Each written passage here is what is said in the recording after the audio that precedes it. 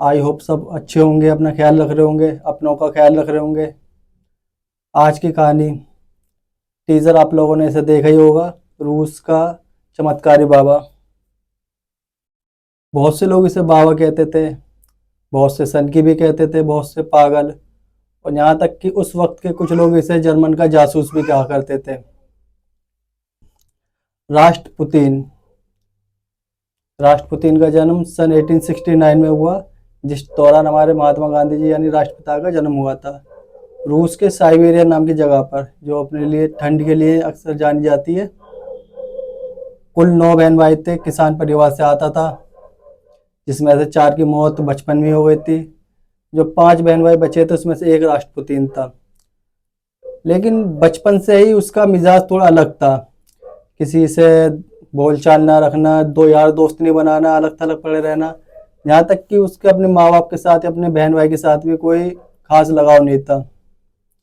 इस सब चीज़ को देख के माँ बाप को थोड़ी इसकी चिंता हुई, लेकिन फिर वक्त के साथ साथ राष्ट्रपुतिन बड़ा होता है, अब वो जवान हो जाता है। अब राष्ट्रपुतिन के माँ बाप को लगता है चलो इसकी शादी कर देनी चाहिए, हो सकता है शादी के बाद इसके अंदर कुछ बदलाव आए। राष्ट्रपुतिन की शादी हो जाती है, 3 बच्चे होते हैं, लेकिन तीनों बच्चे उसके मर जाते हैं। उसके बाद फिर 3 बच्चे होते हैं उसके, लेकिन उन 3 बच्चों की जो मौत हुई थी उसकी वजह से वो फिर डिप्रेशन में रहने लगा, शराब पीने लगा, मन उजाड़ रहने लगा उसका। अब शराब जब शुरू कर दी उसने, तो शराब के लिए भी पैसे नहीं होते थे उसके पास। उनने फिर चोरी चकारी करना शुरू करी। अब जब चोरी चकारी कर रहा था तो इसी तरीके से एक बार चोरी करते हुए पकड़ा जाता है। मामला अदालत में जाता है। अब अदालत में वकील साहब, जब उसके माँ बाप वकील साहब से मिलते हैं तो वो सारी बात बताते हैं कि इसका दिमागी संतुलन किस तरीके का है। अब जब वकील साहब ये बातें सुनते हैं तो वो सारी बात अदालत के सामने रखते हैं। अदालत को जब बात का पता चलता है तो अदालत एक फैसला सुनाती है, फैसला कहूँ या फिर यूँ कहूँ कि सज़ा सुनाती है। बड़ी ही अजीबोगरीब सज़ा। सज़ा ये होती है कि उसे अपने शहर से दूर, तकरीबन 510 या 13 किलोमीटर दूर तीर्थ यात्रा पे निकलना पड़ेगा, मतलब पैदल जाना पड़ेगा। अब अदालत ने सज़ा सुनाई थी, जाना भी जरूरी था, और राष्ट्रपति निकल पड़ता है इस सफ़र के लिए या फिर इस सज़ा के लिए। अब राष्ट्रपति चलता है रास्ते में, लेकिन उसके जेब में कोई पैसा वगैरह तो होता नहीं है, तो रास्ते में कोई से खाने के लिए, कोई पीने के लिए, कोई कपड़े, जैसे जो कर सकता था वो उसकी मदद करते हैं। अब उसका सफ़र चलता रहता है। इसी बीच फिर वो एक मोनेस्ट्री में जाके अपना डेरा डालता है कुछ दिन के लिए। मोनेस्ट्री में फिर काफ़ी सारा ज्ञान लेता है वो, लेकिन उसका मिजाज कुछ ऐसा था कि मोनेस्ट्री के लोगों से उसका मिजाज मिला नहीं, तो मोनेस्ट्री से लग जगह के वापसी आ जाता है। इसलिए कुछ लोग उसे मैड मॉन्क भी कहा करते हैं। अब वो फिर अपने सफ़र पे चल देता है। कुछ टाइम बाद फिर अपनी मंजिल पर पहुंच जाता है। यहाँ अदालत ने उसे भेजा था, वो एक चर्च होता है, यहाँ अदालत ने उसे भेजा था। चर्च के पादरी को उसके बारे में सब कुछ पता होता है। तो पादरी जब चर्च में जाता है तो पादरी के साथ रहने लगता है। पादरी को उसके बारे में सब कुछ मालूम आती है, लेकिन यह है कि रह रहा है तो रह रहा है, कुछ ऐसा गुजर जाता है इसी तरीके से। इसी बीच वो पादरी से बहुत सारा ज्ञान भी ले लेता है। फिर कुछ टाइम बाद वहाँ के चर्च के पादरी उससे कहते हैं कि अब आपको यहाँ से सेंट पीटर्सबर्ग का रुख करना है। राष्ट्रपति तैयार हो जाता है इस चीज़ के लिए। अब जब राष्ट्रपति, इससे पहले उसकी काफ़ी पॉपुलैरिटी हो गई थी, मतलब लोगों में काफ़ी पॉपुलर होने लगा था वो। लोगों को चमत्कार करके दिखाना, उनका भविष्य बताना, उनका इलाज करना, बहुत सारी खूबियाँ उसके अंदर पैदा हो गई थी, तो वो लोगों में बहुत ज़्यादा प्रसिद्ध हो गया था। इसी बीच वो सेंट पीटर्सबर्ग चला जाता है। अब दूसरी तरफ सेंट पीटर्सबर्ग में ही रूस का शाही महल, जिसके राजा एलेक्जेंड्रा, सॉरी माफ करना, जिसके राजा निकोलस और रानी एलेक्जेंड्रा थी, उनका एक बेटा था एलेक्सिया।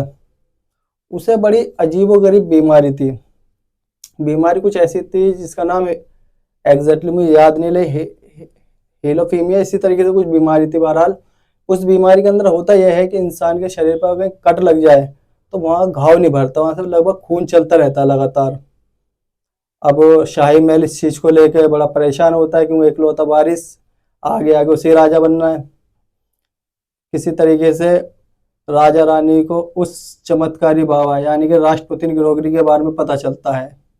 उसे अपने महल में बुला लेते हैं।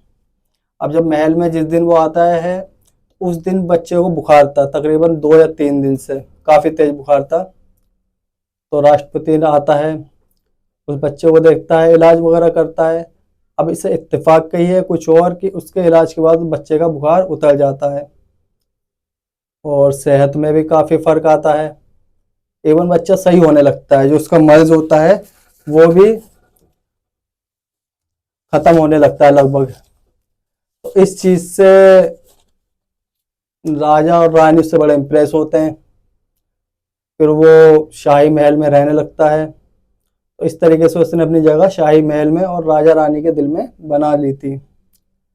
अब राजा के इतने करीब हो गया था कि राजा को किसी भी चीज़ में कोई भी मशवरा चाहिए होता हो, किसी भी अपने घरेलू या फिर राजनीतिक, यहाँ तक कि अगर जंग के मामले में भी कोई मामला अगर राजा के सामने पेश आया तो राजा राष्ट्रपति से मशवरा जरूर लेता था। ये चीज़ कुछ लोगों को खटक गई, जो उस शाही महल के और लोग थे उन लोगों को ये चीज़ खटकने लगी। तो सोचते हैं क्यों ना इस राष्ट्रपति को अपने रास्ते से हटाया जाए। अब रास्ते से हटाने के लिए फिर उसे जान से मारना पड़ता, तो वो लोग एक प्लानिंग बनाते हैं। प्लानिंग कुछ यूँ होती है कि राष्ट्रपति को एक दिन अकेले कमरे में बुलाया जाता है। कुछ लोग पहले से उसका इंतजार वहाँ कर रहे होते हैं। राष्ट्रपति वहाँ पहुँचता है। अच्छा, उस चीज़ के बिल्कुल भनक नहीं थी कि उसके साथ ऐसा भी कुछ हो सकता है। राष्ट्रपति ने अपने नॉर्मल तरीके से जैसे था वैसे ही उस कमरे में चला जाता है। अब वहाँ जाता है तो सबसे पहले उसे केक खिलाया जाता है, जिसके अंदर साइनाइड नाम का एक जहर पहले से मिला चुके थे वो लोग। राष्ट्रपति केक खाता है, लेकिन राष्ट्रपति को किसी भी तरीके का कोई असर नहीं होता। इवन वो बिल्कुल नॉर्मल जैसा था वैसे ही रहता है, जैसा खड़ा था वैसे खड़ा का खड़ा था, कोई फ़र्क नहीं पड़ा उसे। ये चीज़ देख के उन लोगों में जो बौखलाहट हुई कि जहर खिलाने के बाद भी से कुछ नहीं हुआ, उनमें से एक आदमी इतना बौखलाया कि उन्होंने अपनी बंदूक निकाली और एक के बाद एक लगातार 3 गोलियां राष्ट्रपति के सीने में दाग दी। जब 3 गोलियां लगेंगी तो नॉर्मली कोई बंदा होगा तो हाथों हाथ उसकी मौत होना तय है, लेकिन राष्ट्रपति के साथ उल्टा होता है। वो 3 गोलियां खाने के बाद फिर खड़ा हो जाता है। अब इस चीज़ को देख के वहाँ जितने भी लोग थे उन लोगों के अंदर एक अलग सी दहशत छड़ी। उन लोगों ने फिर मिल के उसे पीटना शुरू कर दिया। अब काफ़ी सारे लोग थे, बहुत सारे लोगों ने उसे पीटा मिलकर, वो बेहोश हो जाता है।